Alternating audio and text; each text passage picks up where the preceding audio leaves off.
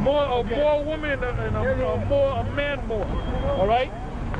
Yeah. You found it? Did you find it? This picture here, but that's not the... Okay, well that's a good picture, brother.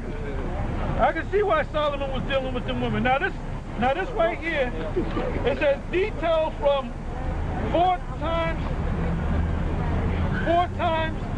of the day. Now I don't got to tell you what the 4 times of the day represent. All right, you can figure it out. 18th century. Now this is 18th century England, 1700s, of a white woman, a big, thick white woman with a Moor rubbing on the woman. So they had, so the black man had white women. The black man also had his own woman, but he had concubines. He had more. He had more than one woman. Now, in the kingdom of heaven, we're going to have more than one woman because that's part of our nature. And then I'm going to say this, a lot of women get mad. A lot of women get mad because they might say to themselves that, look, you can't have, you can only have me. Well, you know what? If you have one woman, you would wear that woman out. You would wear that woman out. All right? You got another picture? Well, that's a good picture too. Look at that picture, brother. Oh. That's another. Read the caption on that. It says, detail from the slave market by J.L. Jerome. Negroes and whites being sold together. Well, that was going into Negroes and whites being sold together. All right? But you had Moors that had concubines, and they had harems. And in their harems, that was their personal women that they dealt with on a sexual level. All right? Is there more? Okay. But anyway, that's just on that. Now let's go back to the scripture. Oh, here we go. Oh, you found another one? Yeah, no, that's it. Okay, that's the picture. Okay, good. Let me look at it first.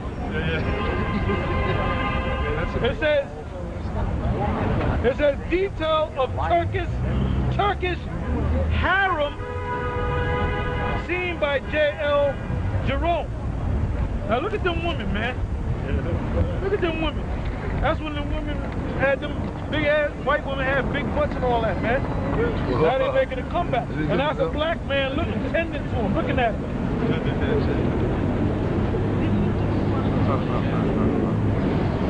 All right, see that?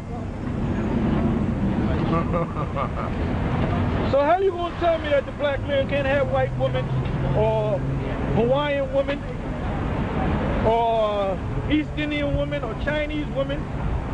And that's not to mention, in our kingdom, we ain't gonna push the black woman to the side or any of the other tribes. We're not gonna push the Puerto Rican, but we're gonna have more than one woman, all right?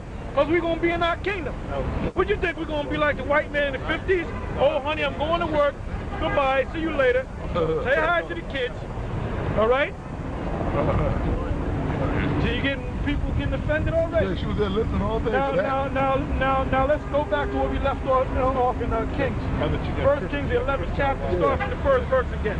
But King Solomon loved many strange women. The strange woman is talking about from different nations. Go ahead. Together with the daughter of Pharaoh, women of the Moabites. Right, the daughter of Pharaoh. Actually, he went off because he married the daughter of Pharaoh. So that was Egyptian women, the Moabites, Chinese women, Ammonites, Japanese women. Go ahead. Women of the Moabites, Ammonites, Edomites, the white woman. We just showed you pictures on the white woman. Go ahead. Zidonians are Africans. Go ahead. And Hittites are Africans. Go ahead. Of the nations concerning which the Lord said unto the children of Israel, you shall not go into them, neither shall they come into you. For surely they will turn away your heart after their God. Right, because in the beginning, that's how it was supposed to be. You wasn't supposed to marry unto them, just deal with them as concubines, like I said. Now let's go from there to the book, I believe it's Deuteronomy, the 7th chapter, and the first verse. 7th chapter and the 1st verse. When the Lord thy God shall bring thee into the land whither thou goest to possess it. Now that land was the land of Canaan. Does anybody have an ancient map? Let's bring out the ancient map, the big map, so we can show it. Is that it? Yeah, the land of Canaan is in Africa, but close to, actually, I'm sorry, the land of Canaan was Israel, smack dab in the middle of Israel. Just give me any map showing like the Red Sea, Jerusalem, because that's the land of Canaan, Jerusalem. That's good, that's it. What? This was the whole land. Get a good picture of that, man. Get a good picture of that. That right there was considered the land of Canaan. So where was, you got to give me a map of the Red Sea, showing the Red Sea and the Gulf of Aqaba and the Gulf of Suez. Because I'm going to show you where Israel was at that time. But the Most High commanded them,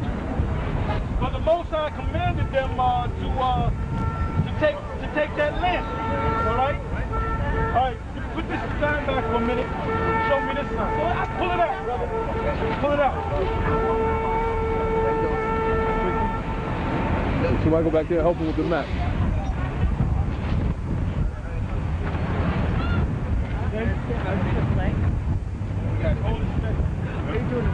Okay, this right here, if you know anything about the ancient world, all right, Egypt, the Sudan, which that's Ethiopia is down here, and so forth. Well, anyway, the children of Israel, during the time of captivity, they were right over here. That's where Goshen was, all right? Now, when they said they went through the Red Sea and the Red Sea was split, all right? They didn't, this is the Red Sea right here.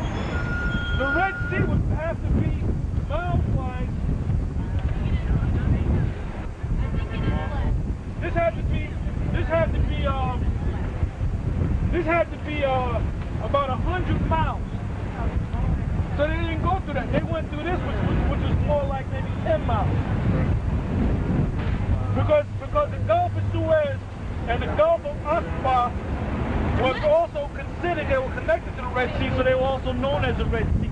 But really, they went through this part, the land of Goshen, when Ramesses II and the Egyptian armies followed them, or what's the word I'm looking for, pursued after them. And the Most High had Moses perform a miracle where he split the Red Sea, but it was the Gulf of Suez, and they wound up right here. Now the armies of the Pharaoh's armies, they were drowned in that part of the sea. That's why you had archaeologists and scholars and historians went and found chariots down here. You're right, Joshua Stowe and all that, all right? But this is where the Israelites landed up, our people landed up, right here, in between the Gulf of Suez and the Gulf of Aqaba. So and then when they received the law, they received it, the Mount Sinai was right here. And it was also known as the wilderness of sin. So what happened was, okay, good. Beautiful. Right, okay, it's more, right. Right, and that's exactly the route that they went. All right, hold this Bible. That's the route that they went. Right, because it says, now you see this here, it says Ramesses, right? Now somebody give me the book of Exodus 1, and start from the 1st verse. The book of Exodus 1. Now these are the names of the children of Israel, which came into Egypt. Every man and his household came with Jacob. Go ahead. Reuben, Simeon, Levi. Jump down past the name. And all the souls that came out of the loins of Jacob were 70 souls, for Joseph was in Egypt already. Right. When you go into the story of Joseph, he became great. He became the second under of the Pharaoh at that time. But that Pharaoh died and a new Pharaoh came up. He had a line of Pharaohs. The Pharaohs during the time that was contemporary with Moses was Ramesses II. And his father, I believe, was named Seti. Yeah, Ramesses I, Seti, and Ramesses II. All right?